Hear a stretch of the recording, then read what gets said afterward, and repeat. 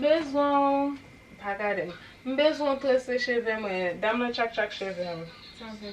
Ou pa wè straight. Pas straight. This is probably your first and last video with my natural hair.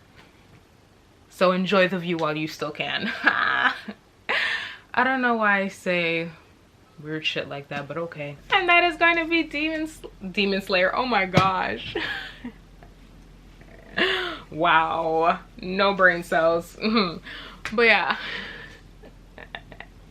I'm trying out a new camera, and so I have no clue what I'm doing with my life. Hopefully the image isn't ugly, but we shall see. But anyway, so hey, how's it going? How's life? My name is Sophia. Welcome back to my channel. So for today's video, I am going to be doing my January wrap up. Now in the month of January, I read a total of 11-ish books. In terms of quantity, I feel like 11 is a lot for me. Normally I read around 3 or 4 books each month. In terms of quality, I feel like they were okay. I enjoyed a few, thought a few were okay. But yes, without further ado, let's get into the haul. No, incorrect. The wrap up. Okay, so without further ado, let's get into the wrap up. Oh, the first book I have to talk about, I don't really know how to talk about it because I don't have the brain cells right now. So this wrap up may be a struggle. But the first book I want to talk about is going to be When the Tiger Came Down the Mountain by Nhi Vo. This is a novella, so it's super short, and it is the sequel to The Empress of Salt and Fortune, also by Nhi Vo. In this series, you are following our main character, Chi, who is a cleric, and so they basically go around collecting stories. And in this particular edition, Chi runs into 3 tigers. So in order for them to buy time in order to be able to escape, they tell the tigers a story. And it's so interesting because the tigers also know that story, and so as Chi is telling the story, they're basically interrupting and making corrections to the story. And I thought that was really interesting, particularly because it shows how throughout history and within different cultures, a story can grow, change, and become its own thing. And I thought that was really fun. As per usual, the writing style is absolutely gorgeous. Like, it's very simplistic but impactful, and it has beautiful prose but without being overbearing, and so I really like that about this story. I don't really have much to say about this because I read this on the very first day of January and I forgot to write notes. My bad. But it is a really amazing series and I really love it, and talking about it makes me want to reread it so I could do a better review of it. But yeah, I really love this. Gave this a 5 out of 5 stars, and I really hope that Nhi Vo continues to write within this world. The next book I read was actually a reread for me, and that is going to be Wundersmith by Jessica Townsend. In the first book, you are following our main character, Morgan Crow, who is cursed to die on her 12th birthday, but instead she is whisked away to this magical, whimsical place known as Nevermore. And so Morgan has to compete in these trials and tests in order to become part of the Wonder Society. And this story basically takes place after the events of the first book. I love this just as much as I loved it the first time around. Like, this world is so whimsical, and I really loved that we got to explore more of Nevermore rather than just the society. I felt like the very first book was very contained in one setting, and in this book we get to see more of Nevermore. In terms of character, I really love Morgan as a main character. She's very complex, she's fully developed, And it's interesting seeing Morgan's internalized struggle because she finds out something about herself at the end of the first book, and in this book we get to see Morgan struggle with that identity and struggle with whether or not she thinks she's a good or evil person. And Jessica Townsend also explores themes of morality, whether being good or evil is intrinsic or is it learned. And the way she does it is very subtle. It's not very overbearing and in your face, and I really appreciate that. To see Morgan as a character and the way she continuously reevaluates who she is as a person, I really love that. But yeah, this is like, I don't know what else to say except for I really like it, and the whimsy is 10 out of 10, would highly recommend. But yes, I also gave this a 4 out of 5 stars. This is honestly the only middle grade series I have been consistently reading, and I would like to get into more middle grades. Like, I would love to have more Nevermore vibes. The next book I have to talk about is by an author who needs no introduction, and that is going to be Warbreaker Bry. Jesus, girl, learn how to speak. And that is going to be Warbreaker by Brandon Sanderson. The story starts off with Ciri, who is the princess of this smaller kingdom, and she gets sent away to this bigger kingdom to marry the God King. But originally it was supposed to be her older sister Vivenna that was supposed to be sent to marry the God King. And so now Vivenna goes off on a rescue mission for her sister. And in this world, once you die, you can become a god. And the way the magic system operates is on breaths. And so the more breaths a person has, the more powerful they are and the more vivid the colors are. This is probably the worst synopsis of this book, but I don't know how else to describe it in a coherent way, so I apologize. In terms of the world, I thought that the world was fine. There was nothing particularly interesting about it. The magic system was definitely unique, and that was pretty interesting, but other than that, there was nothing particular about the world that kept me engaged with the story. In terms of character development, I do think that Warbreaker has some of his better characters, because I haven't read a lot of Brandon Sanderson. I've only read, in terms of his adult fantasy, I've only read Elantris, and you guys know how I feel about that, as well as the Mistborn trilogy, and I felt that the character work in those books weren't as good, but it's definitely a lot better. Not the strongest character development, but still better than the previous two I mentioned. I really loved Ciri as a character. She starts off as like this little naive girl. She gets into this situation she has no idea how to navigate, but seeing her grow and seeing her become the person that she is at the end, I really loved it. I also really liked the God King, which was surprising to me, because when I started reading this book, I was messaging my friends and I was like, the God King sucks, like how could he do this? And then I got to know him and I was just like, oh, he's a precious little baby, like, oh my gosh. And I really liked the dynamic between the God King and Ciri. I will say that it starts off a bit questionable. Take that with a grain of salt, I guess. I will say there was this one character, Rose something. She was like a goddess and she was working with Lightsong, and she was probably one of the worst characters I've ever seen. From what I've read of Brandon Sanderson, he's not really known to sexualize his female characters, but I felt that her character especially was a bit over the top when it came to her sexualization. It read like basic straight man writing a female character. You know, like if you've read fantasy, then you know what I'm talking about. And that's exactly how this particular character felt.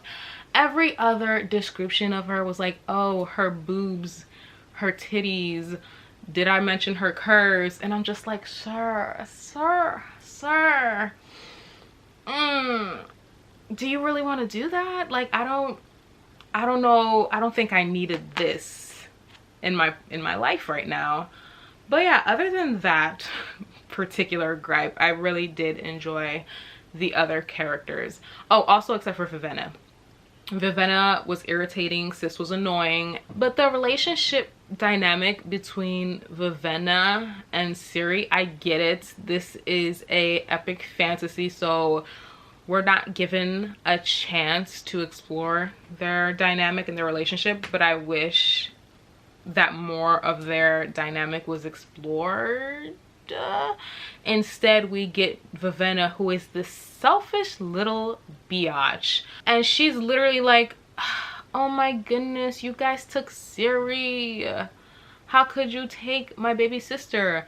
But in reality, she goes to rescue her sister for extremely selfish reasons, and she's very judgmental. It's like a commentary on people who are like super religious and super stuck in their ways, but I wasn't impressed with the way that that was handled in this book. One thing that is very typical for Brandon Sanderson books is that the beginning, middle is very slow. He really takes his time with the world building, with putting the puzzle pieces in place. And then the ending is super action-packed, super explosive, and everything comes together. And I particularly felt that way with his Mistborn trilogy, particularly with the second and third book. But like with this, I wasn't that impressed by the ending, to be honest. There was one moment in the ending that made me very emotional, and it almost made me shed a tear, almost. But other than that, it felt kind of anticlimactic to me. And like the thing about Brandon Sanderson's books is that I wish I didn't have to read 500 pages of nothingness just to get to 100 pages of fast-paced climactic plot, all of that good stuff. You know what I'm saying? For this reason in particular, I don't think I'm going to continue on with his work, particularly his adult SFF work. I still do plan on reading The Way of Kings, and that is going to be the last Brandon Sanderson book I pick up. But yeah, I gave this a 3 out of 5 stars. It's good. It's better. It's a million times better than Elantris. I will say that. Elantris, I don't know what that was. So the next 2 books I read are actually manga, and that is going to be Demon Slayer Volume 1 and Volume 2. In this story, we are following our main character Tanjiro, who comes home to find that his entire family has been murdered by demons, and his sister has been turned into one. So basically, Tanjiro sets off on this quest to find a cure for his sister and become a demon slayer. I watched the anime of this and I really liked it. There were certain things I didn't vibe with in terms of the anime, but with everything else, I really enjoyed it. And so the anime only got 1 season, and I'm not sure if it's gonna get another one. So I decided, like, why not pick up the manga? And so I picked it up and I really liked it. I like Tanjiro as a character. I love Nezuko, even though Nezuko is like a little precious baby demon who deserves the world. Like, she has my heart. And Tanjiro is like a really sweet, kind-hearted character that, regardless of like how shitty a person is, Tanjiro is just like, nah bro, kumbaya. And that's kind of sweet, especially because the world and the environment is so dark and gritty And so having that balance between the two, I really liked it. The biggest issue I had with the manga is the fight scenes. I found it very difficult for me to follow along at times. And so apparently, because I asked Tammy, whenever I have a question about manga, I just go to Tammy. But like I talked to Tammy about it, and she was just like, yeah, like manga fight scenes tend to be like that, but you just have to get used to it. And so like I am learning. I don't have any much more to say about the manga. As I said before in previous videos, I am a manga newbie, and so I'm just trying to figure out my review style when it comes to that. And so for that reason, I didn't give volume 1 or volume 2 a rating, but I did enjoy it. Besides the fight scenes, for the most part, I enjoyed it. Alright, so the next book I read is a book I didn't enjoy as much, and that is going to be Upon a Burning Throne by A-Shot K. Banker. So in this story, we are following our main character, Adri and Schvitt. One of them is born blind, the other is born as an albino. And in order to become the next heirs to the throne, they first must pass the test of the burning. But unfortunately, while they are on this trial, another dude pops up and is like, hey, my daughter qualifies, and she also passes the test.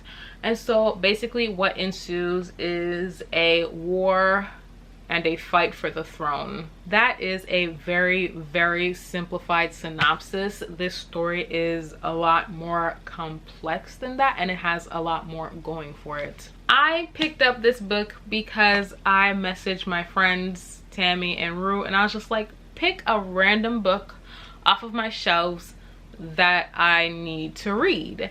And so they chose literally one of the biggest books off of my shelf.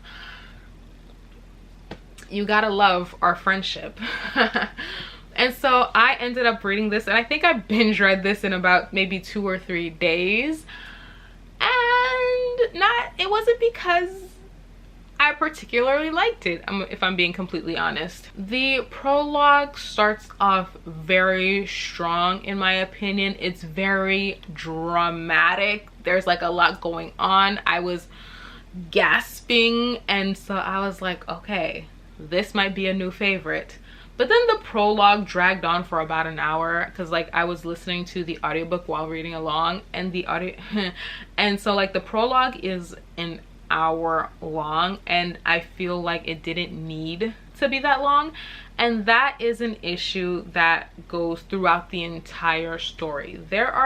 This book is really thick. Like how many pages she has? Yeah, she has 669 pages. And let me show you how tiny the font is. Can you see how small that font is?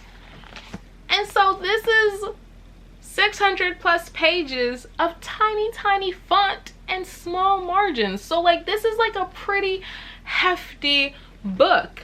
And so I read it thinking I was gonna like it. And so honestly, I feel like there's so much in this book that could have been cut down that didn't need to be there. I felt like there were certain things in this book that weren't necessary for the plot or for character developments, but A-Shot K. Banker takes his sweet time with all of his scenes. Like I feel like half of these scenes could have been cut in half, and some of these scenes could be cut out entirely, and it would have made for a more streamlined story. It would have made for a better character development, in my personal opinion. Another issue I had with this story is the amount of info dumps. Like the entire world building in this book is just info dumps.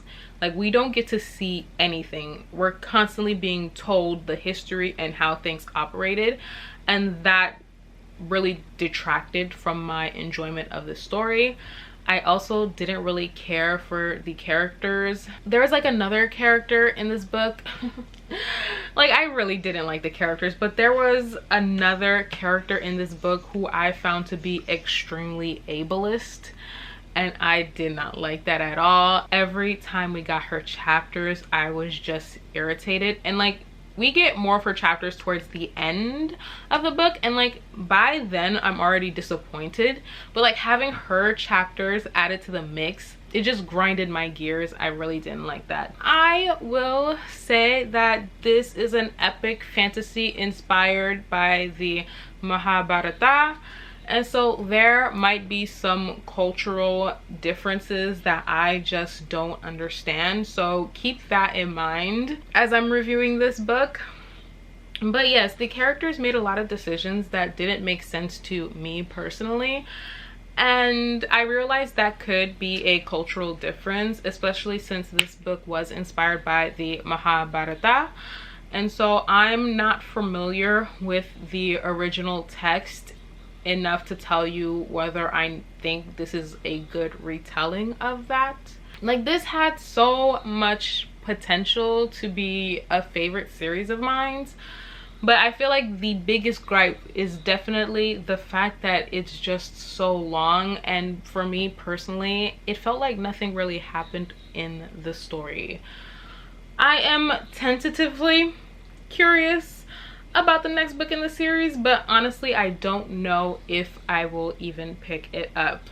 If this still sounds like something you're interested in, I would still recommend picking it up if you like very oh, also I forgot to mention also the writing style. I felt like the writing style was beautiful, but sometimes it could read as a bit dense, so also be aware of that. By no means do I think that this is a bad book. I do think it has its merits. If you like really slow paced books, if you want a really chunky fantasy where the author takes their time with the world and the characters, then I would highly recommend. If you like Indian mythology, that's like another reason I would recommend picking this up. But yes, I did end up giving this a 3 out of 5 stars. Even though I didn't like it as much as I was hoping to, I can recognize that it's still a well-written book. It's just certain aspects of the storytelling just weren't for me. The next book I read is a book I just needed in my life, and that is going to be Hollowpox. This is the 3rd book in the Nevermore series, and you already know what the first one's about. So this one, what can I say about this one besides the fact that I absolutely adored every single second of it? There's just something about this series that is so nostalgic, even though I'm reading it for the first time as an adult. So in this particular story, I don't feel like it's a spoiler to say this, but there is a disease in Nevermore, and it is infecting Wunimals, which are these animal creatures who have sentience. Is that even the correct term? You know, they dress and act like humans. That's probably a horrible description, but like that's the best I could come up with. But yes, and so what the Hollowpox is the name of the disease, and what that does is that it takes over the host's body and makes them act as an animal would. And so basically Morgan Crow has to figure out the mystery behind this disease and how to cure it. This gave me a lot of Zootopia vibes because of what was happening with the Wunimals. And because the Wunimals are facing this disease, they're also facing a lot of discrimination within this story. Just like how Zootopia was like predators and prey. I don't know why I did that. Jessica Townsend does a really good job at exploring themes of prejudice within this story, and how misinformation and fear can lead to basically living creatures being abused and harmed throughout this story. And so as per usual, I really loved Morgan as a character, and I love the friend group. Like Morgan has Unit 919, but particularly her friendship with Cadence and Hawthorne is just so sweet to me, especially because her and Cadence weren't that cool in the first book.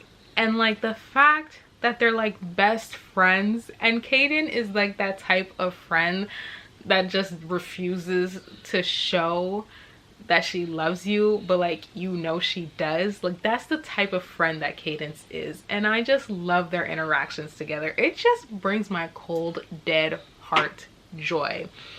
The elders are super annoying, and I will say a thing about this book is that it has me kind of questioning who I think the good or bad guys are, because you have the overarching bad guy. I'm not gonna say, just in case you haven't read Nevermore, but you have the overarching bad guy, and you know he's bad, you know he's done horrible things. But then you have these other characters within the Wondrous Society that are supposed to be these amazing, wonderful people, but you see the way they act and you're just like, your actions aren't reflective of this image that you're trying to portray.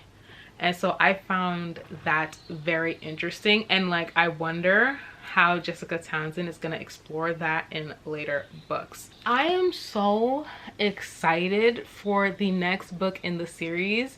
I am so excited to see more of Ezra Squall in particular in the next book. I want to see more of his dynamic with Morgan, because I think it'll be so interesting and I think it'll add a lot to the story. But yes, I also gave this a 4 out of 5 stars. If you haven't picked it up yet, baby, what are you doing? Like, I need you to get with the program, okay? Alrighty, one more book to talk about and then I'm done. Alrighty, so the next book, the final book I read in the month of January is Fireheart Daughter by Aliette de Bodard. In this story, we are following our main character, Tan, who is a diplomat for this other nation. And at a young age, she was basically sold off to be used as a hostage towards this other kingdom. And now she's back home working as a diplomat with her mother with this kingdom. I heard this described as a sapphic romance, and that is honestly the reason why I picked up this book. And I need to stop trusting Twitter when it comes to book recommendations, not because the book recommendations are bad, but simply because Twitter will take one particular aspect of a story and blow it up, if that makes sense, and be like, this book is this. And then you read that book and you're kind of left disappointed. And while this story does have a sapphic romance, it isn't the main plot. So if you're scrolling on book Twitter and you hear people talking about this sweet, amazing sapphic romance, don't listen to them, because this story is more about Tan as a character and her dealing with her trauma.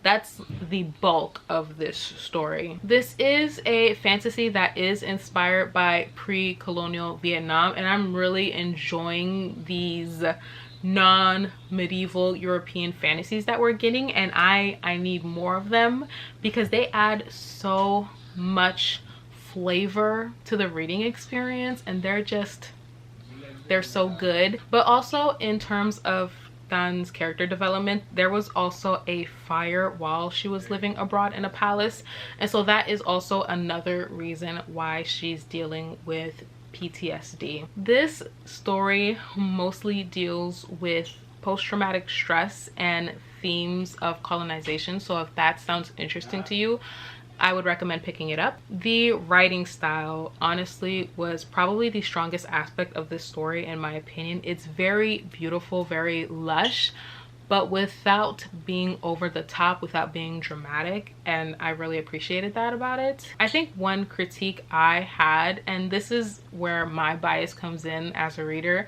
is that I didn't really connect to Tan as a main character. I found her very passive throughout the story, and like I found that as a character she let things happen to her rather than take charge. I will say, in terms of that particular critique I have, it's simply because I think cultural differences play a huge role in that, because I know Tammy loves Tan as a main character and could relate to her, and I believe Tasha Suri actually did a Twitter thread where she talked about how certain characters are perceived in a more negative light by Western reviewers simply because it's not the traditional type of character that we are used to seeing. And so I just wanted to point that out. But as a result of my Western bias, I did find it difficult to attach to Tan or any of the characters. The colonizer, she pissed me off. Like, I couldn't stand her character. Like, she's the only character I feel comfortable saying that I straight up did not like at all. At the end of the day, I do think that this is a good story. I do think it's a well-written story and I would highly recommend. But just if you are a Western reader, just be aware of your biases going into it, and also be aware that it is not the sapphic romance that people on Twitter are hyping it up to be.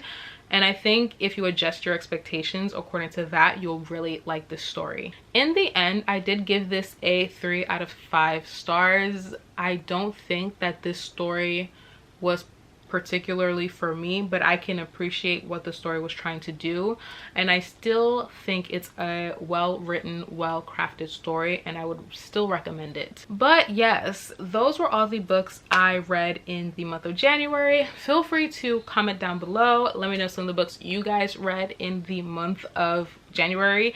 If you liked this video, be sure to like and subscribe.